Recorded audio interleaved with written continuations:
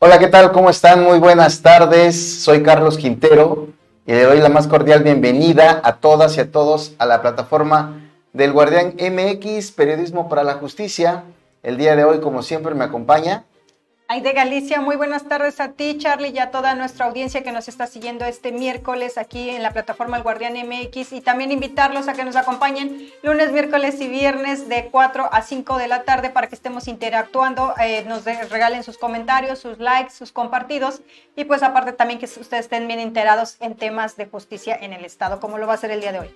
Así es. Y bueno, vamos a comenzar precisamente con un hecho que, aunque ocurrió ayer, precisamente es un tema que le hemos dado nosotros seguimiento debido a lo relevante que es, a que también es un tema que debemos de visibilizar, sobre todo porque pues cualquiera puede ser parte de este conflicto, de esta tragedia.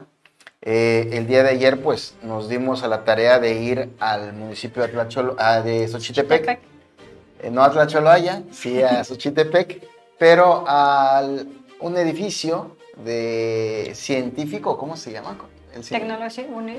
Científico tecnológico, algo así. Bueno, lo decimos en nuestra nota, y precisamente esto porque el día de ayer pues acudió el subsecretario de Derechos Humanos, subsecretario Sí. Alejandro Encinas, y en este sentido también lo acompañaron otros funcionarios federales. Entre ellos también acudió el gobernador como representante del estado y dieron, o más bien inauguraron lo que podría ser el inicio de los trabajos para la construcción o adecuación. Adecuaciones del edificio. Del Centro Nacional de Identificación Forense. Humana. Entonces, la identificación humana, sí, es cierto, humana. Fíjate que ese siempre ha sido mi detalle, que me digo forense, y es humana. Centro Nacional de Identificación Humana. Entonces, este centro, el objetivo que va a tener es identificar precisamente a un gran número de cuerpos, más de 52,000, que permanecen pues bajo custodia del Ministerio Público en los panteones ministeriales, en las fosas comunes y también en las cámaras del Servicio Médico Forense. Y bueno, sin más preámbulo, vamos a ir con la siguiente nota. En el municipio de Xochitepec, ayer martes, se inició el trabajo de lo que serán las instalaciones del Centro Nacional de Identificación Forense. El evento fue encabezado por el gobernador Cuauhtémoc Blanco Bravo y el subsecretario de Derechos Humanos Alejandro Encinas. Fue el pasado 13 de mayo cuando se publicó la reforma a la Ley General de Víctimas para impulsar el Centro Nacional. En un par de días entrará en vigor. El Centro Nacional será el primero en el mundo dedicado exclusivamente a la búsqueda forense de personas desaparecidas, con un enfoque masivo y multidisciplinario. El esfuerzo fue iniciado como proyecto de Estado con el enfoque masivo en Coahuila y Jalisco, así como con el acompañamiento de las embajadas de Estados Unidos, Alemania y de la Unión Europea. Al hacer uso de la palabra, los familiares de personas desaparecidas reconocieron la importancia del Centro Nacional de Identificación Humana, al tiempo que exigieron dar respuesta a sus reclamos de búsqueda e identificación. El subsecretario, familiares de personas desaparecidas, colectivos y autoridades sembraron en las instalaciones del centro árboles de tabachín como mensaje de esperanza, vida y futuro ante la tragedia. Con información de Carlos Quintero para el Guardián MX. Y bueno, esto es apenas el inicio de un proyecto que podría ayudar a resolver este conflicto que a nivel nacional padecen muchas familias de personas desaparecidas. El caso es de que pues también nos dimos a la tarea de preguntar a las madres, a las hermanas, a las hijas de las personas que están en algunos casos pues desaparecidos, y obviamente recogimos algunas opiniones de ellos y al respecto, pues esto es lo que nos dicen. Integrantes de colectivos de familiares de personas desaparecidas tienen fe en el Centro Nacional de Identificación Forense. Ellas tienen la esperanza de que más de 52,000 cuerpos que están en calidad de desconocidos en las morgues y fosas comunes del país recuperen sus nombres. Así lo expresa Patricia Manzanares Ochoa, madre de Juan Hernández Manzanares, policía federal desaparecido. Hay mucha esperanza, tenemos esperanza porque al fin y al cabo las familias tenemos que tener fe y esperanza. De ahí a que creamos es difícil, ellos nos tienen que demostrar con sus hechos que realmente quieren trabajar para las familias. Recordemos que ya tenemos un mecanismo extraordinario de identificación forense, ya tenemos unos centros regionales en algunos estados y entonces este es un centro nacional. Entonces mi pregunta es, ¿cómo se va a coordinar el centro nacional con los centros regionales? Porque en el de Coahuila, que ellos presumen mucho ese centro de identificación regional, se han hecho ya 6 exhumaciones en 6 panteones, son más de 700 cuerpos exhumados en la base de datos de los ADN de las familias. Con lo de los cuerpos se han dado muy poquitas coincidencias, son como 10 coincidencias, entonces salen sobrando más de 700 cuerpos. Entonces claro está que esos cuerpos no son de la región, son de otro lugar. ¿Cómo se va a coordinar? Mi pregunta es, ¿cómo se va a coordinar el centro nacional con los regionales? ¿O qué va a pasar con todos esos cuerpos que están rezagados en los estados que no tienen identificados? Esa es la pregunta de las familias. Por su parte, Edith Hernández Torres, hermana de Israel Hernández, víctima de secuestro, opina que todos los colectivos deben de impulsar este centro para que no se convierta en un elefante blanco. Bueno, es un evento grato que necesitamos empujar las familias, pero también ya la sociedad civil, porque la identificación a nivel nacional es una problemática que no está atendiendo a la identificación humana, ¿no? Entonces, a la crisis forense. Este evento viene a darle un poquito de esperanza a las familias, porque justamente las familias lo impulsan desde el fenómeno de desaparición, impulsaron para que se creara aquí en Morelos, ¿no? Empezamos impulsando un centro de identificación humana, que no solo atienda a las personas sin vida, sino que atienda a las personas en situación de calle, a las personas que están privadas de la libertad en un centro de reinserción social. Entonces el panorama es más amplio, con métodos de identificación más pues no solo la genética, ¿no? Hay biometría forense que viene de dactiloscopía, viene lofoscopía, viene justo este centro de identificación humana tiene que estar completo con personas capacitadas, con personas certificadas, y que no sea un elefante en blanco más. Necesitamos el presupuesto que se lo otorgue para atender esta crisis forense y para que le regresen el nombre, el apellido a las personas que no están identificadas, pero que también regresen a su casa y no solamente se queden guardadas en un cuarto. Con información de Carlos Quintero para el Guardián MX. Y bueno, pues este es el sentir de algunos de los familiares de las personas que se encuentran desaparecidas. Bueno, en el caso de Edith Hernández Torres, ella pues tenía a su hermano Israel Hernández víctima de secuestro, desaparecido, pero su cuerpo fue hallado, finalmente fue hallado en las fosas de Tetelcingo, uno de tantos cuerpos, bueno, de aproximadamente más de 10 que se han identificado. Y hablando de este tema de Tetelcingo, antes de que se me olvide, Aide, el día de hoy se tenía previsto desahogar una audiencia inicial, es decir, una audiencia de formulación de imputación en contra de una servidora pública que también está relacionada con este tema de Tetelcingo. De hecho, lamentablemente, a más de 5 años de que este asunto pues ya se conoció, de alguna manera se conocieron detalles y se llevó a cabo esta diligencia de exhumación de cuerpos, pues déjame decirte que no hay ninguna persona que haya sido sometida a un juicio. Hay un caso, había el caso de 2, del que era de Ana Lilia Guerrero Moreira, que en su momento había sido supuestamente directora general del Servicio Médico Forense del Estado, pero ahora en este momento aparece otra persona, una mujer, que también ostenta ese cargo. O sea, muchos hablan de que pues ni la conocían, porque yo creo que la labor que ella hacía era únicamente de paracaidista, ¿no? Entonces, en ese sentido, pues está interesante. El día de hoy, se iba a llevar a cabo esta audiencia de formulación en el juzgado de juicio oral en la ciudad de Cuautla. Y obviamente no se llevó a cabo, se difirió ya es como la segunda o tercera ocasión en donde no se desahoga esta situación. Y algo, precisamente esto que estamos hablando, pues es solamente un ejemplo de lo que está ocurriendo en el tema de las fiscalías, que tienen que ver con la responsabilidad que tienen de esclarecer este hecho, en donde 119 cuerpos fueron enterrados de manera irregular. Y en ese sentido, el día de ayer que fuimos allá, porque tú también estuviste junto con Jorge, pues llevamos y preguntamos dos cuestiones al subsecretario Alejandro Encinas.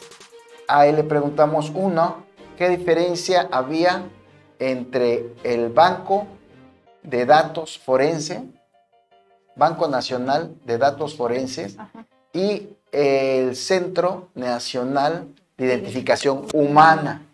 Entonces, ¿cuál iba a ser esta diferencia? Si no iba a haber duplicidad, ¿no? Así es. Entonces, lo que Alejandro nos dice, bueno, es que no, porque una va a estar a cargo precisamente de las fiscalías estatales, que sería el Banco Nacional de Datos Forenses, y el otro estaría a cargo básicamente de las comisiones del sistema de comisiones de búsqueda en los estados.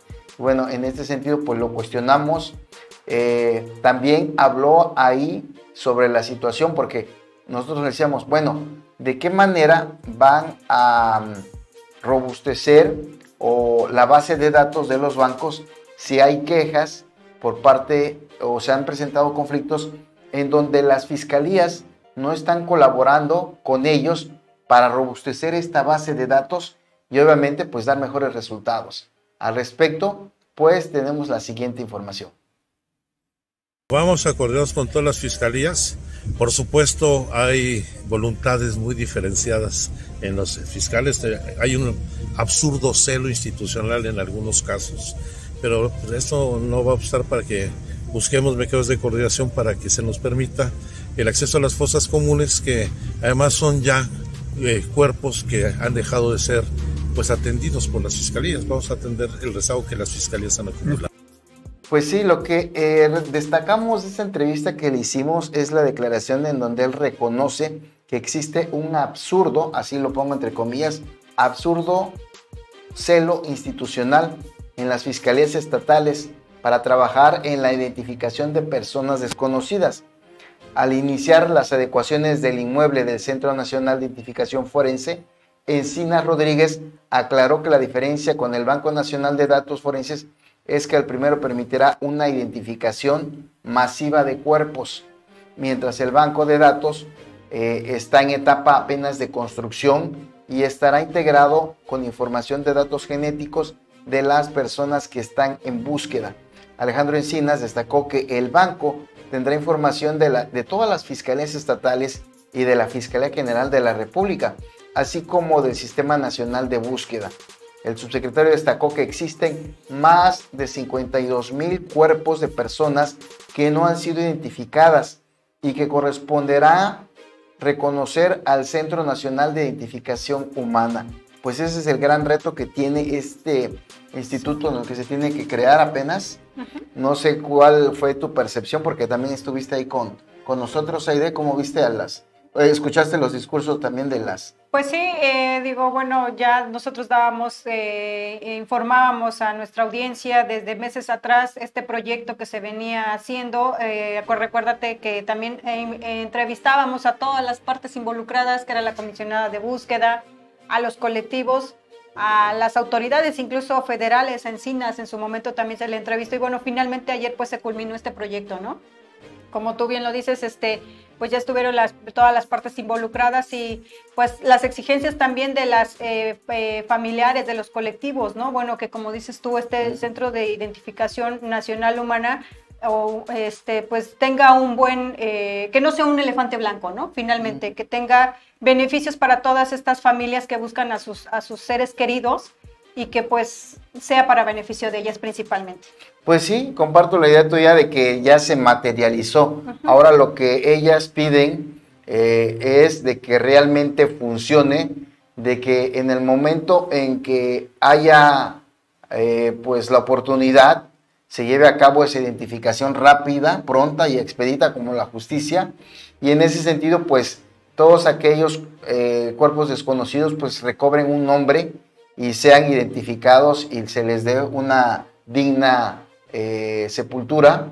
Obviamente que haya también paz para su familia, porque obviamente muchos, pues, principalmente lo que les atormenta, y bueno, era parte del discurso que decían algunas familiares de estas personas desaparecidas, de las personas desaparecidas, de que ellas pues vivían un tormento prácticamente porque no sabían en dónde se encontraban sus seres queridos, y obviamente pues le pedían que la búsqueda se diera en vida o como fuera, ¿no? Oye, Charlie, pero no sé si te diste cuenta, ¿hicieron falta colectivos o te pareció que hubo un número considerable de ellos? Bueno, yo creo que, fíjate, digo, en mi opinión, y consultando a todos los colectivos con los que he establecido una comunicación, hay una percepción en lo personal de que la Comisión Nacional y Encinas se ha rodeado de un grupo de colectivos que les han brindado su apoyo incondicional,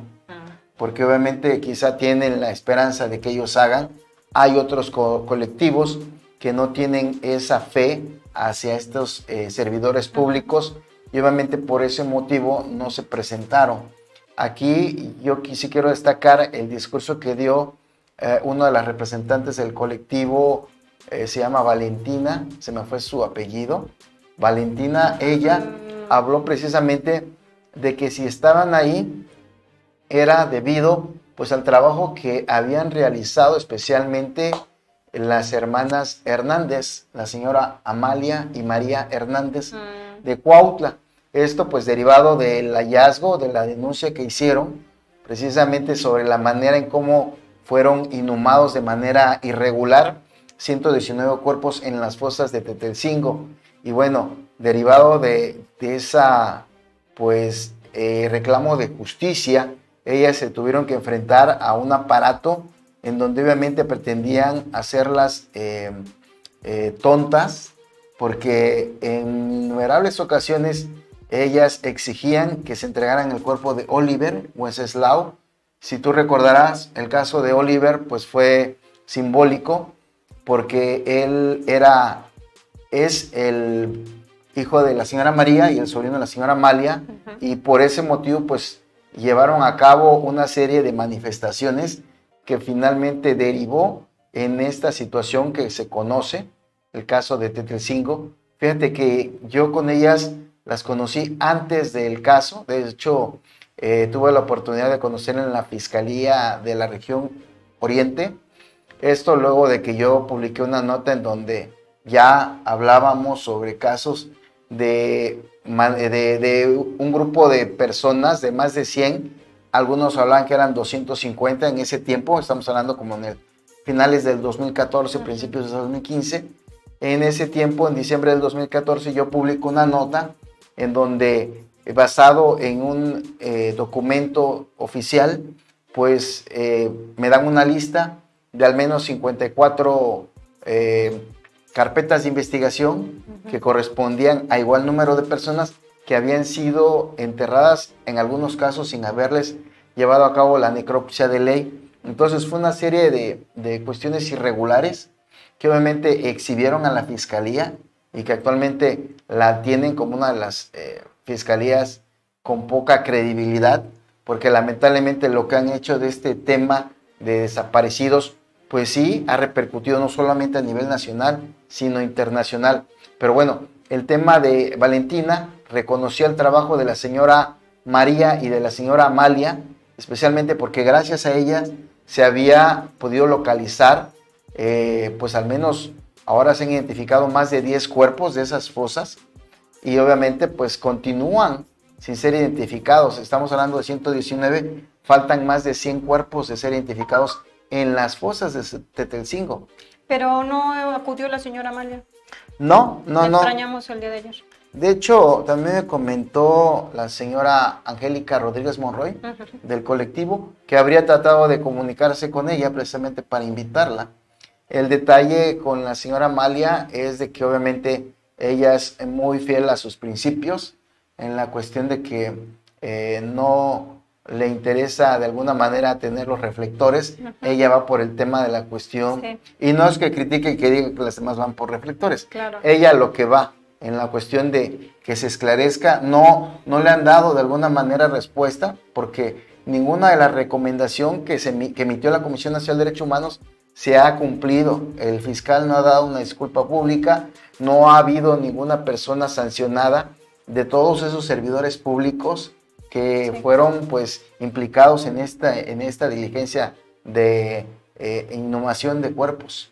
Y recuerda que también, Charly, en las últimas semanas pues han habido como abusos en contra de los colectivos, o querer, como decías tú, hacerlas o omitirlas en algunas reuniones con respecto a estos temas, porque recuerda lo del Congreso, ¿no? Que el diputado quería subir una ley y no fueron contempladas, y también antes de que se llevara a cabo lo de ayer, la adecuación de este centro de identificación, ella decía que tampoco estos colectivos habían sido convocados para ver los beneficios que iban a tener a favor de las personas, ¿no? Desaparecidas, con ellos como familiares. Algunas condiciones que ellos como familiares que salen a campo a buscar a sus familiares, ellos también buscan o quieren establecer algunas condiciones o reglas, y que no fueron tomados en cuenta. Sobre todo eso, lo que dices al final, de que si realmente el Estado está interesado en hacer las cosas bien, debe de ser transparente y debe de informarles a ellas cómo se están llevando a cabo esas diligencias, o cómo se va a construir o edificar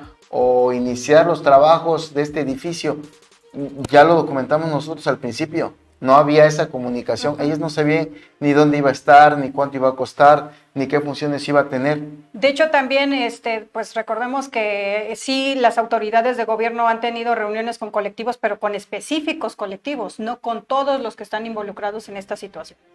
Así es, y bueno, así es como en algunos casos, en algunos temas, que también tiene que ver, por ejemplo, en temas de periodismo y a veces el mecanismo, solamente invitan a ciertos grupos. Obviamente el tema de los colectivos es un asunto que tiene que ver con un conflicto nacional, y en ese sentido, pues lo que ellos han pedido precisamente es que se les tome muy en cuenta.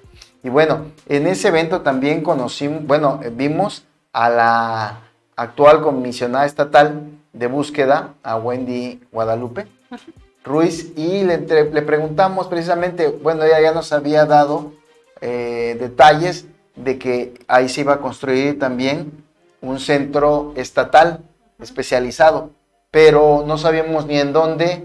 Ya nos había dado de alguna manera una idea de cuánto le habían dado, de 10 millones, para poder iniciar con este proyecto. Y también le preguntamos, bueno, si ya conocía más detalles, y efectivamente nos dijo, o más dicho, nos informó algunas de las características que, bueno, las vamos a dar a conocer en esta nota informativa que a continuación le presentamos. La comisionada estatal de búsqueda de personas, Wendy Guadalupe Ruiz Ramírez, aseguró que en el presente año se construirá un centro especializado que no duplicará funciones del Centro Nacional de Identificación Humana. En entrevista, Ruiz Ramírez refirió que el centro estatal ya cuenta con un predio en el Parque Científico y Tecnológico del Fraccionamiento Santa Fe, frente a la Torre Norte, donde se ubica la sede del Centro Nacional. Ahora la Comisión Local de Búsqueda lo que va a construir es un centro especializado. Este centro especializado tendrá un área de resguardo de evidencias, una osteoteca, un área de rayos X y oficinas, el cual la función es complementaria al Centro Nacional de Identificación para trabajar de manera coordinada. Inicialmente existe un presupuesto de 10 millones de pesos para comenzar con la construcción, y se espera que en el presente año se inicie con los trabajos. Con información de Carlos Quintero, para El Guardián MX. Y bueno, pues ya conocemos más detalles de este centro estatal especializado. Lo que Wendy pues adelantaba, ya lo dimos a conocer en la nota, que va a ser un centro de resguardo y de una osteoteca. Es la primera vez que escucho esa palabra, osteoteca. Osteoteca. ¿Y cómo a qué te suena? Osteoteca. Pues no sé. Osteo, hueso. Son donde van a conservar los huesos de Pero entonces ahí tendrían que ir, por ejemplo, los familiares. Si yo tengo una persona desaparecida, voy, me sacan mi sangre y ya la tienen como archivada. Bueno, eso es lo que entiendo. Bueno, de hecho, el protocolo que establece la Fiscalía es de que cuando hay una persona desaparecida, tú tienes que denunciar antes de las 24 horas ya. Obviamente, si ese tiempo transcurre y obviamente se prolonga la ausencia de la persona y de repente tú pides, bueno, parte del protocolo es de que también te puedan obtener una muestra genética de sangre por si se pudiera recurrir de que hubiera algún cuerpo que ahí se localice, ¿no? Entonces, la función que hace es recabar la Fiscalía esas muestras genéticas y mandarlo al banco de datos forenses. Por eso habló ayer Encinas de que quienes tienen la obligación de robustecer o de conformar esa base de datos son las fiscalías. Las fiscalías, cuando reciben la denuncia de un familiar, y obviamente las fiscalías cuando llevan también a cabo la necropsia de ley de los cuerpos, o sea, hay un cuerpo, lo llevan a cabo la diligencia de levantamiento. En la necropsia, para saber las causas de muerte, toman una muestra genética y esa misma muestra la tienen que guardar en el banco archivarlo. Entonces, aquí la pregunta era, bueno, entonces, ¿qué función va a tener el Centro Nacional de Identificación Forense?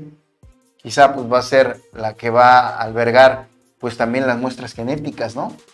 Entonces, es un gran tema, porque incluso también una mujer familiar de una desaparecida, de una persona desaparecida, que era la mamá de un policía federal, hablaba de que en Coahuila, o en un estado del norte, sí, venían de allá, ella decía que estaba un centro estatal de identificación forense, pero que lamentablemente ella se preguntaba, bueno, ¿y cómo se van a coordinar?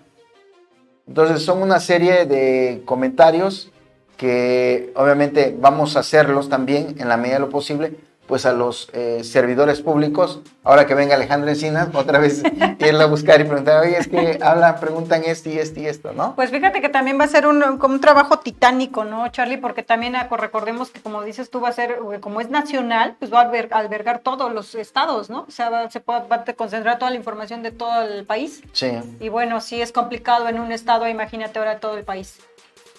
Pues solamente aquí lo que se criticó mucho es la voluntad de los fiscales. Y era una pregunta que yo también le hacía a Uriel, pero que llegó rápido, el fiscal del estado, y se fue directamente al evento porque precisamente ya era tarde. Bueno, si las fiscalías están como la de Morelos, pues imagínate, no vamos a avanzar. Pero vamos con los comentarios. Le mandamos un saludo cordial a Florentino Mayerstein Ortega. Dice, buenas tardes, Carlos Quintero y señorita Aide. Y también nos dice, espero y pongan al frente a una persona que de veras tenga vocación y sepa realizar su trabajo y no sea un centro de identificación forense obsoleto como lo han sido algunos edificios que existen en Morelos, como los llamados C5 o C4, ya que siempre salen con que no sirven las cámaras, están en mantenimiento casualmente cuando uno requiere de videos. También nos dice, todo lo de las fosas era de conocimiento de gobierno y procuraduría, empiecen por ese lado y no con los MP.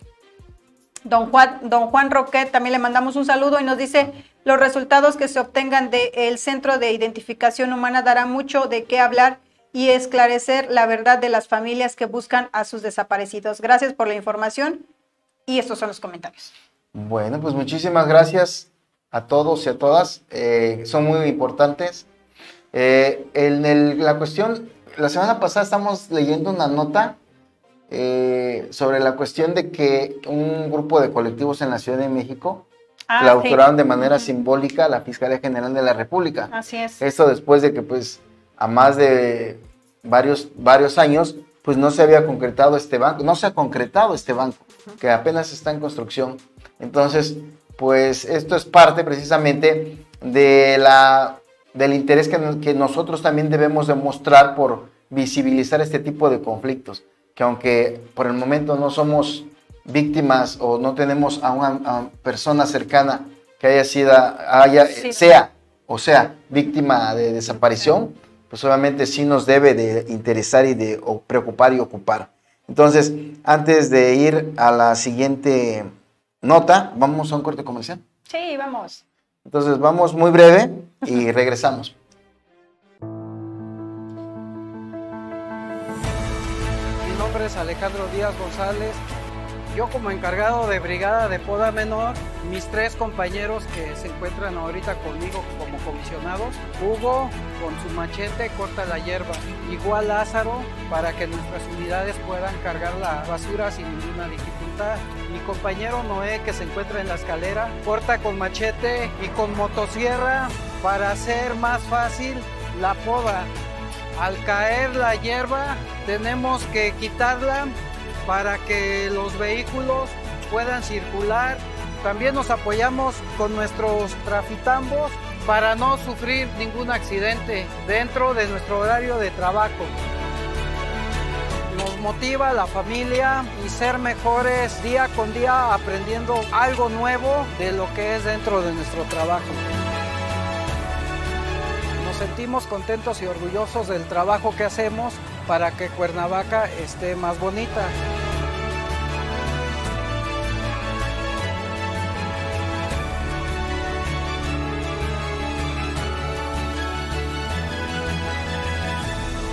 Cuernavaca, ciudad que renace. ¿Sabías que a través de tu dispositivo móvil, es decir, un celular, puedes acreditar tu inocencia o la culpabilidad de otra persona en un juicio?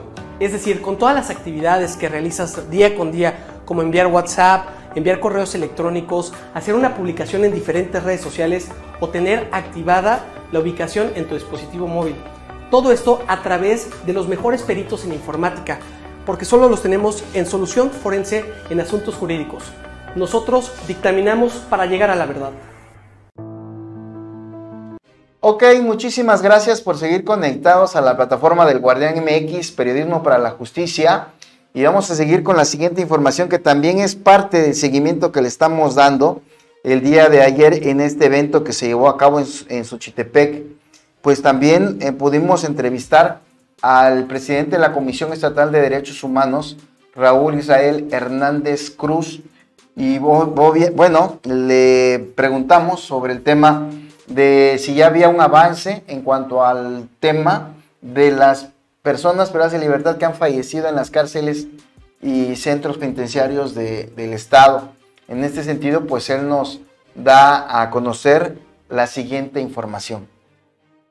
El presidente de la Comisión de Derechos Humanos de Morelos, Raúl Israel Hernández Cruz, reveló que la Comisión Estatal de Seguridad Pública se niega a informar sobre el número de personas privadas de su libertad fallecidas en los centros penitenciarios de Morelos. Solicitamos un informe a la Comisión Estatal de Seguridad que nos fue negado. Nos están pidiendo que les demos los datos de las quejas de los cuales deriva ese requerimiento y pues bueno, las personas fallecidas difícilmente pueden presentar su queja pues puesto que fallecidas están, ¿no? Un requerimiento totalmente desafortunado, absurdo y lógico. Estamos insistiendo para que nos den razón de los motivos, las causas de estos fallecimientos, el número y bueno, las causas inmediatas que ellos pueden tener noticia para poder entonces sí cruzar la información con la Fiscalía General del Estado, ¿no? Está en curso ese requerimiento.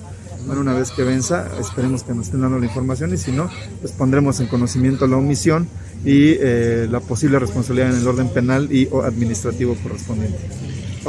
El órgano administrativo desconcentrado de Prevención y Readaptación Social informó que de enero a mayo murieron al menos 23 personas privadas de su libertad en los centros penitenciarios del estado. Eso recordó Israel Hernández. La causa de las muertes de las personas privadas de su libertad se desconoce, pero algunas fuentes consultadas hablan de tortura, tratos crueles e inhumanos, falta de atención médica y otras enfermedades que derivan del consumo de la droga, en especial de las metanfetaminas, mejor conocidas como cristal.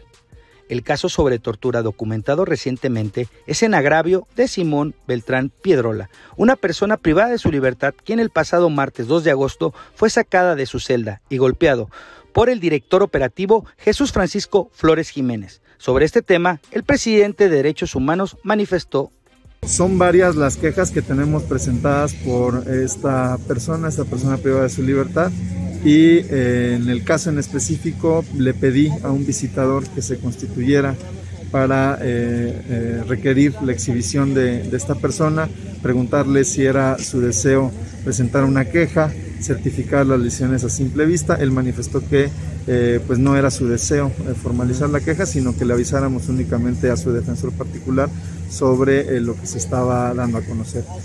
No obstante, nosotros seguimos en la integración de nuestra investigación y estamos estableciendo también coordinación inclusive con la Comisión Nacional de Derechos Humanos, porque también les llamó la atención este caso en particular. Okay. Jorge Juárez, El Guardián MX. Y bueno, pues esto es parte de una investigación porque realmente también estamos consultando otras fuentes, como pueden ser las autoridades de salud. Ya hemos hablado directamente con los encargados de los despachos de prensa y hemos solicitado pues que haya información al respecto. Ahorita lo estamos haciendo por cuanto al presidente de la Comisión de Derechos Humanos, y pues ya lo escuchamos, de que él está atento, de que en caso de que no haya una respuesta, pues iniciar el procedimiento que corresponde. Es lamentable pues de que existan muchos casos de personas que han fallecido en circunstancias poco claras, y precisamente lo que se debe de hacer es de transparentar este tipo de situaciones o de conflictos que se presentan en los centros penitenciarios. ¿Hay algún comentario, Aide? Sí, Charly, le mandamos un saludo a José Luis Peñalosa, nos dice saludos para El Guardián. A Asensio Mo, le mandamos también saludos, nos manda saludos. Laura G, dice Carlitos, ¿cuánto te he insistido en que nos des cuenta? Porque tú sí tienes esa información de todas las personas fallecidas en ese penal desde el inicio de este sexenio. Comparado con otros, es inaceptable lo que está pasando ahí. Y también le mandamos un saludo a Ricardo de Santiago Quido, que nos está viendo, y nos dice saludos Aide y Carlos. Hola, ¿qué tal? Gracias por sus saludos, amigos. Laura, pues sí, efectivamente, todo es cuestión de que me siente y que ponga a ordenar toda la información que existe al respecto para poder pues tener una idea de si hay nombres, hay algunos nombres de personas que han fallecido ya sea por COVID, en algunos casos, otros en riñas, otros suicidios. Fíjate que el tema del suicidio y de las muertes naturales se puede relacionar mucho a este tema que hemos dejado pendiente, porque desde la semana pasada estamos hablando de que vamos a hablar sobre el tema de la adicción grave que causa el cristal o la metanfetamina, y en ese sentido hemos llevado ya a cabo hemos recabado información y esa la estamos preparando porque también queremos contrastarlas con algunas fuentes oficiales, pero lamentablemente nos estamos topando con ese hermetismo por parte de las autoridades para no dar a conocer pues unas cifras exactas de lo que está ocurriendo realmente dentro de este centro penitenciario, no solamente de aquí de Atlacholoaya, sino de Cuautla, Jojutla y Jonacatepec, incluso también el tema de las prisiones en las cárceles femeniles. Es grave lo que está ocurriendo ahí.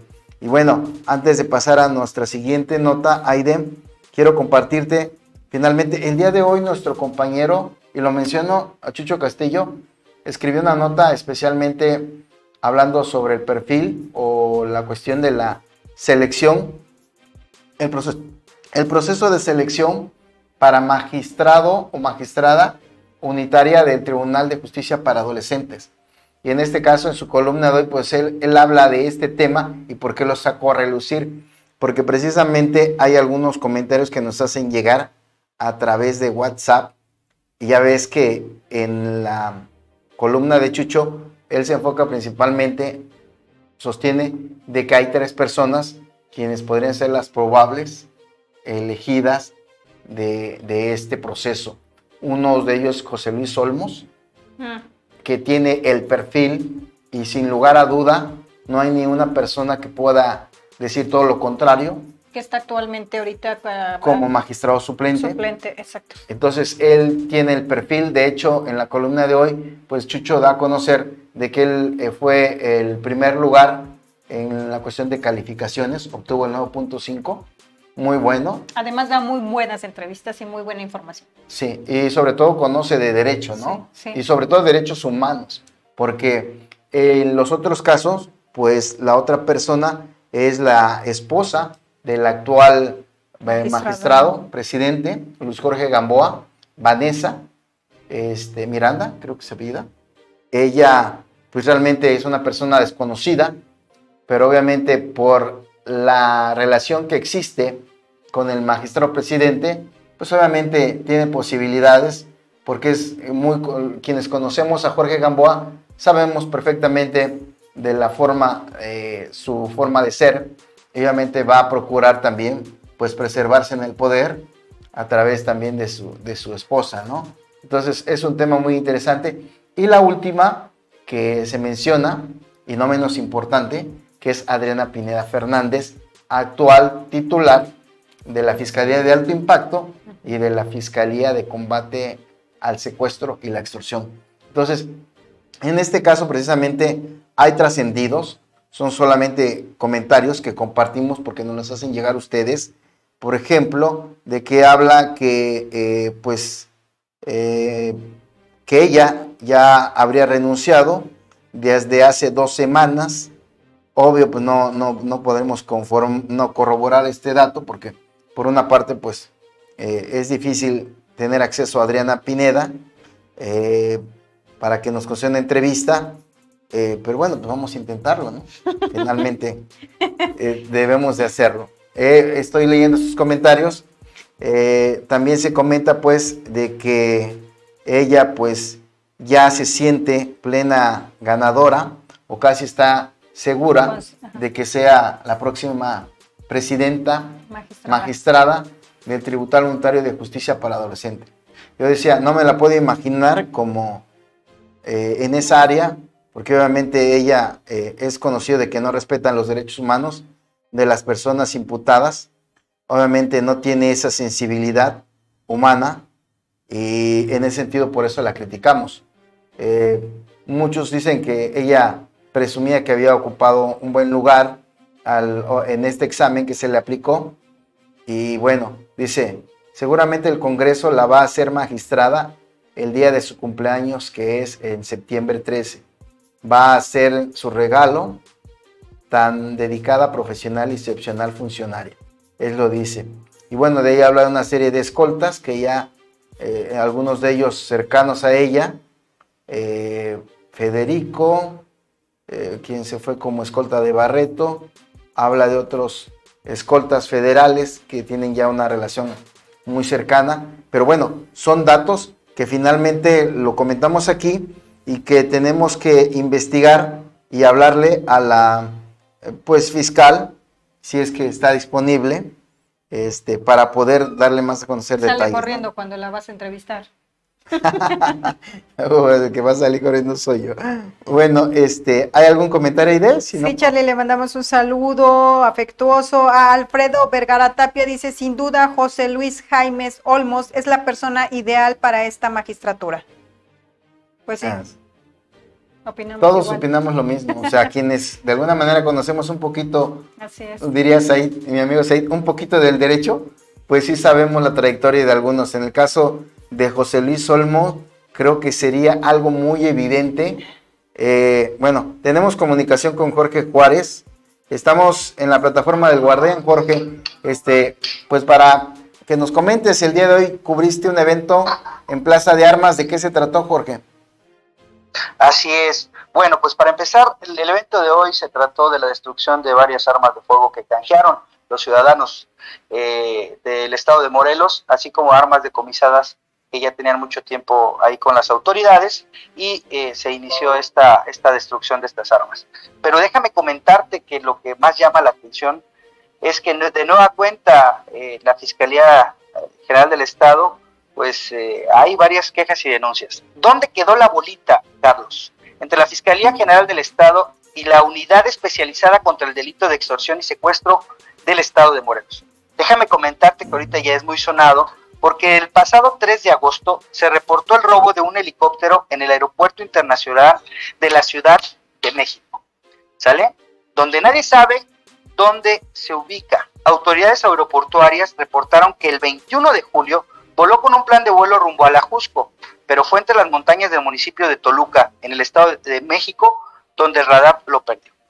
Ahora, aquí viene lo bueno. Pero esto destapó una mala actuación de la Fiscalía General del Estado, ya que este robo está vinculado con la privación ilegal de un capitán piloto aviador de nombre Jesús Silvestre Ríos Castro, socio de la empresa que brinda traslados y brinda diversión a las personas que, a un bajo costo, a las personas que quieran volar en un helicóptero, donde sus familiares trataron de presentar una denuncia por privación ilegal de la libertad el 24 de junio, que fue privado de su libertad en el municipio de Temisco, pero solo le dieron trámite por desaparición de personas, pese a que ya tenían las llamadas para pedir el rescate y donde pedían una suma de 4 millones de pesos.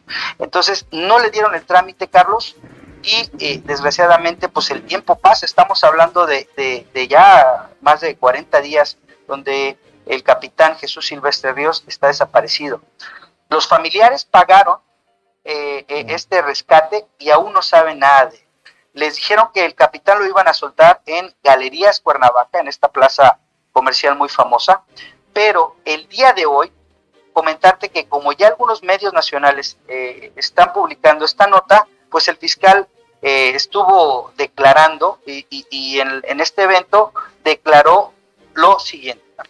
Ahí declinó de la Fiscalía de Personas Desaparecidas a la Fiscalía de Antisecuestros, quien está trabajando ahora arduamente con la toma de declaraciones y la aplicación de técnicas de investigación, algunas de ellas autorizadas por jueces federales, para llevar a la verdad estos hechos y poner a disposición de las autoridades jurisdiccionales a los responsables. Tenemos una comunicación directa con los familiares y se están recabando la información, se están tomando las declaraciones del caso. Ahora dice que ya se están tomando las declaraciones del caso y que ya fue esta carpeta de investigación pasada enviada a la Fiscalía de Antisecuestros. Pero dice aquí el fiscal que ya se tiene comunicación con los familiares, mas sin embargo se contradice porque también invita a los mismos familiares a que se acerquen a la Fiscalía.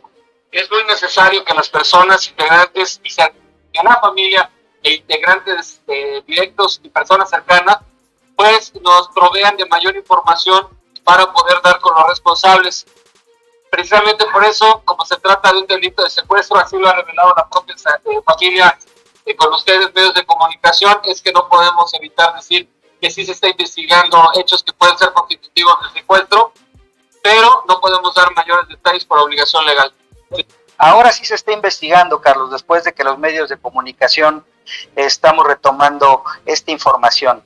Desde el pasado 3 de agosto, que fue cuando se reportó la esposa reportó el robo de la aeronave, se estuvo checando las bitácoras de vuelo y como te comentaba, fue el 21 de julio cuando se dio a conocer que estas personas ya habían utilizado esta aeronave para viajar, pero realmente no se sabe nada, Carlos, no se sabe nada de esta persona. Tenemos ya, vamos para 2 meses y el capitán Jesús Silvestre Ríos Castro sigue desaparecido. Algo que llama mucho la atención es esto, ¿no? Que ya después de que los medios de comunicación estamos tomando esta nota, dicen que ya están trabajando. ¿Cómo? Si ya tienen acercamiento con los familiares, que dicen que no. Ellos lo comentaron, tanto la hermana como el hermano de este capitán, Carlos, pues dicen que no les quisieron levantar la denuncia, pese a que ya había datos de que fue una privación ilegal de la libertad, pues no le quisieron hacer caso. Y ahora ya están retomando las investigaciones, pero recuérdate que las primeras 48 horas después de que sucede un delito, y sobre todo este tipo de delitos que es de alto impacto, son muy indispensables para poder darle prioridad a este tipo de delitos, pero también poder salvaguardar la vida de las personas que están privadas de su libertad, Carlos. ¿Cómo ves? Pues otra vez nuestro estado, digo nuestro estado porque aquí vivo, nuestro estado a nivel nacional, no dudo que dentro de poco salga una nota a nivel mundial precisamente sobre estas tragedias que lamentablemente exhiben la manera en cómo se está procurando la justicia. Es triste pues escuchar al fiscal que recula para decir pues siempre sí. Antes pues nada más habíamos tomado el dato de que se había reportado su desaparición, pero hasta ahí, ¿no? Y ahora pues como ya ha generado un impacto a nivel nacional, pues ahora vamos a darle ese enfoque que la familia le está dando. Y bueno, pues, se vale de que la Fiscalía pues inicie una carpeta de investigación derivado de una noticia y obviamente la está investigando. Quizá el llamado aquí que hace él es a que la familia se acerque, pero también, Jorge, como bien lo dices, es un tema que lo están manejando medios nacionales y en ese sentido, pues hemos escuchado que también hay dudas sobre la actuación de la Fiscalía, porque también la familia está sospechando de algunos servidores públicos que precisamente forman parte de esta Fiscalía General de Justicia. Y fíjate que ese no sería el primer caso. Hemos conocido también de otros casos durante el tiempo precisamente de nuestra flamante próxima magistrada del Tribunal de Justicia para Adolescentes, Adriana Pineda, en donde obviamente hemos conocido de asuntos en donde ella pues ha encubierto a personas que han cobrado los rescates, algunos entre ellos agentes de la Policía de Investigación Criminal que se han visto implicados. También hemos conocido de casos en donde la propia fiscal pues ha atendido a personas víctimas y a cambio les ha pedido pues que uniformen a su equipo de agentes de investigación criminal, les han dado uniformes y toda esa serie de cuestiones. Hasta el momento son datos que nosotros pues conocemos de casos en concretos que podremos darlo a conocer, pero bueno, es lamentable, Jorge, que el fiscal pues hasta el momento esté actuando y que no en su momento, como también fue el caso de la joven que fue víctima por parte de sus familiares, cuando la que fue quemada, Margarita. Margarita, sí. Sí, entonces está sucediendo lo mismo, o sea, la autoridad no investiga hasta que ocurre realmente algo en donde los expone y los exhibe como omisos o negligentes o desleales. Entonces, es triste lo que está pasando en nuestro estado. ¿Algo más que quieres destacar? Así es, Carlos. Pues sí, fíjate que comentarte, Carlos, que todo esto está muy raro, como siempre, ¿no? El hermetismo y la situación, pero hay una persona privada de su libertad que en estos momentos está en peligro su vida. Comentarte también que dentro de esta entrevista que dio el fiscal, comentó e hizo un llamado. Ya ves que estábamos platicando que está muy raro. Hoy no se presentó, no estuvo el Guarneros, Guarneros, no estuvo hoy. Hemos estado viendo bastante movilización, que aplaudo mucho a la Secretaría de Defensa Nacional, en especial al 21 Batallón de Infantería, que ya está retomando nuevamente este batallón, el 21 Batallón, está haciendo varios recorridos y operaciones de alto impacto, como se le denominan en el ámbito castrense, de manera solitaria, o sea, sin apoyo de autoridades ni municipales, he visto yo, ni tampoco estatales, lo que llama mucho la atención. Y aquí se le estaba preguntando sobre el incidente donde desgraciadamente ayer perdió la vida 2 personas en la autopista, en el tronco de la autopista, donde uno fue asaltado, le dispararon por no quererse parar y se impactó contra otro vehículo, falleciendo los 2. Uno por el accidente, ya que quedó atrapado entre los fierros retorcidos del vehículo, y el otro por disparos de arma de fuego, que en esa zona opera una banda que ya los tenemos identificados, dice, ya más o menos sabemos quiénes son, pero hace un llamado a las autoridades, ya que la zona norte de Cuernavaca y la zona norte del estado, que es Huitzilac, Tres Marías, algunos municipios donde tenemos varios datos, donde se llevan a cabo también privaciones ilegales de la libertad, también robos, inclusive violaciones. Cuando los tratan de robar se los llevan a una cueva, Carlos, y hay violaciones. Yo tengo el caso muy cercano de una persona que fue robada, una familia completa, y violaron a las mujeres con las que iba esta familia, Carlos. Basta, porque obviamente ellos le echan la culpa a la federación, pero sabemos que los delitos están tipificados para el estado de Morelos. No cuentan, sabemos también que no cuentan con mucho personal, ni la fiscalía ni las autoridades municipales, pero lejos de estarse gastando en cosas que no deben, pues deberían de inyectarle más al poder contratar más policías. Y ese es el llamado que le hace el fiscal a las autoridades de Cuernavaca y del estado.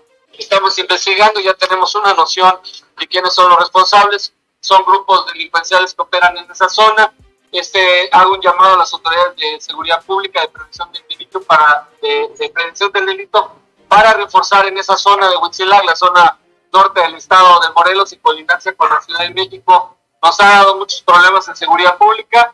Estamos trabajando de la mano con la Comisión Estatal de Seguridad Pública, con el Ejército Mexicano y sobre todo con la Guardia Nacional. Hay una coordinación constante.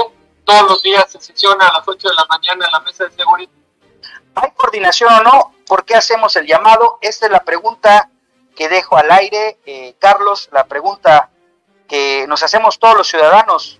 ¿Por qué si hay tanta movilización? ¿Por qué si hay tanto alardeo en los medios de comunicación de parte de nuestras autoridades, tanto estatales como municipales, continúan las privaciones ilegales a la libertad, los asesinatos, los robos y todos los tipos de delitos que comúnmente vive nuestro estado de Morelos? Me duele mucho, Carlos, porque pues de alguna manera aquí estamos, aquí vivimos y nada cambia. Autoridades pasan y todo sigue igual, Carlos.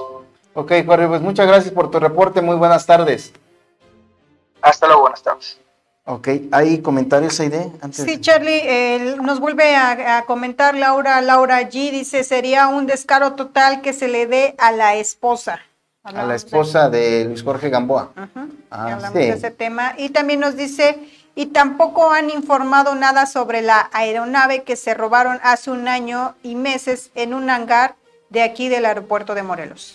Sí, de hecho es algo que nos comentaba ella, puesto que esa aeronave, precisamente se la robaron de aquí, del aeropuerto de Temisco o de Tetlama, y llevó a cabo un viaje a Colombia y de regreso se estrelló en Centroamérica, precisamente con una carga de droga, y ahí fueron pues hallados el piloto y el copiloto en este lamentable tragedia.